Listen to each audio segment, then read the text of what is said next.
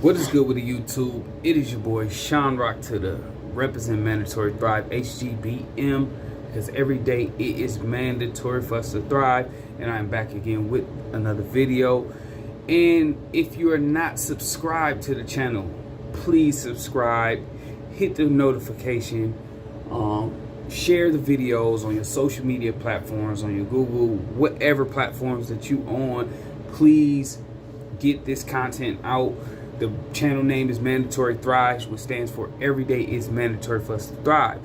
And today, the topic we're going to talk about is how to overcome depression and anxiety naturally. So before I give a couple tips that I find to be beneficial and helpful for me, how I've overcome some of these things, I want to say that usually anything that's natural, anything that you can do on your own is going to require some work.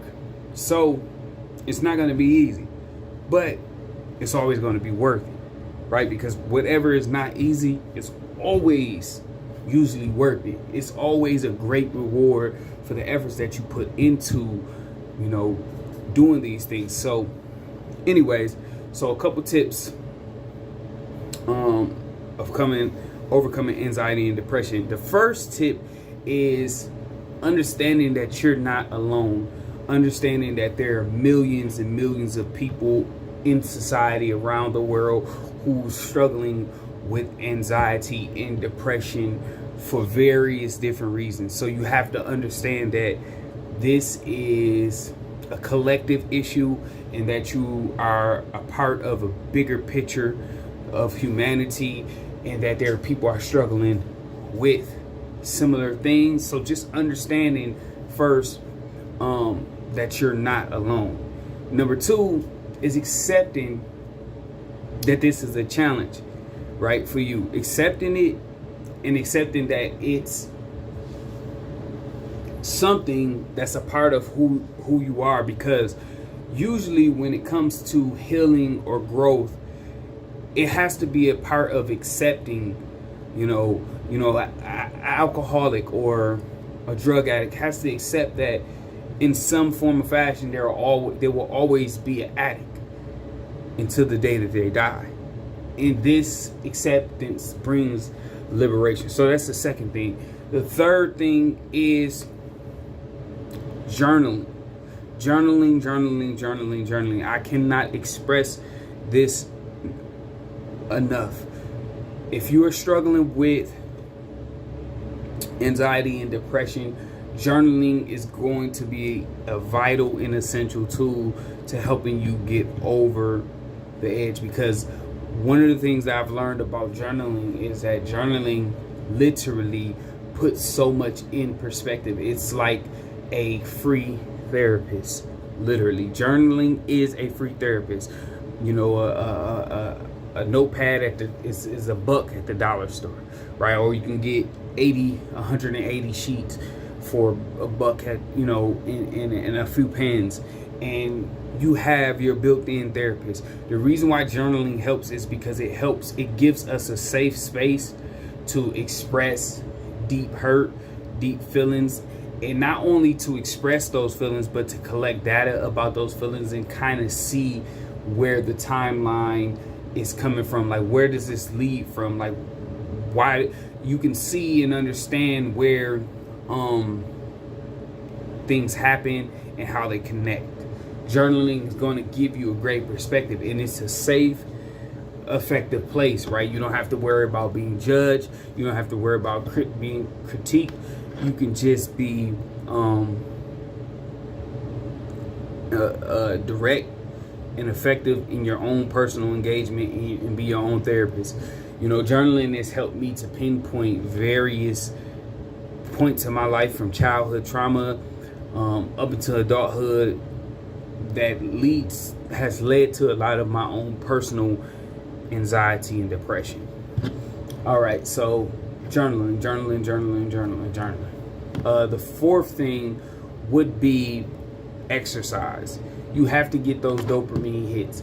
You need to be doing some sort of strength or weight training and some cardiovascular training. Exercise is a stress creator, but it's also a stress reliever. Exercise has been proven and shown to help, cease, if not eliminate, the bulk of the challenges that come with anxiety and depression.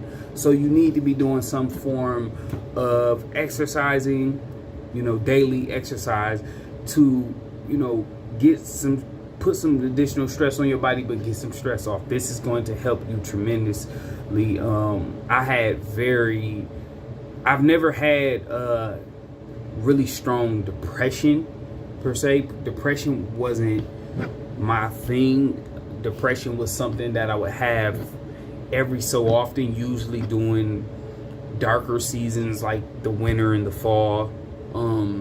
Those were the only times. But anxiety was anxiety was like almost a moment by moment thing. Like it was an everyday battle. Like literally, I've struggled with anxiety. Anxiety has been, a big part of me, and I believe.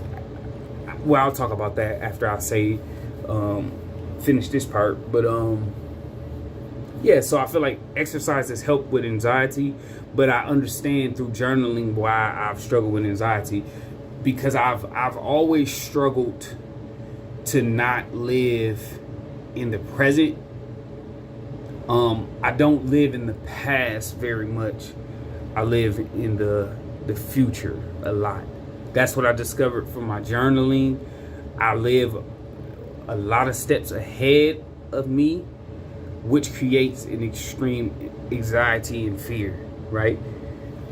That's what I got from my journaling and just reading and discovering different things. That's usually a big creator for most why, or at least for me, but for most people, why, we struggle with anxiety, because we're living in the future a lot of the time. We're trying to dictate what's going to happen next and worried about the outcome of what's going to happen next. So anyways, exercise, right? So that's a few basic tools that you can use to deal with it. And then the last but not least thing is the change in relationship with your anxiety and depression, and a change with the relationship with the way that you think. Let me say that again. A change with your relationship with anxiety and depression, and a change in the way that you think. You have to change the way that you think. It isn't, the majority of the things that we experience is based on the way that we assess and look at things. We look at things and we create our world based on the way that we think about things. So you have to change your mind. I have conversations with people all the time, and you can hear a flow of different wordages or different, I would call, self-abuse, right? And self-neglect, self-communication that they're having in a brief conversation.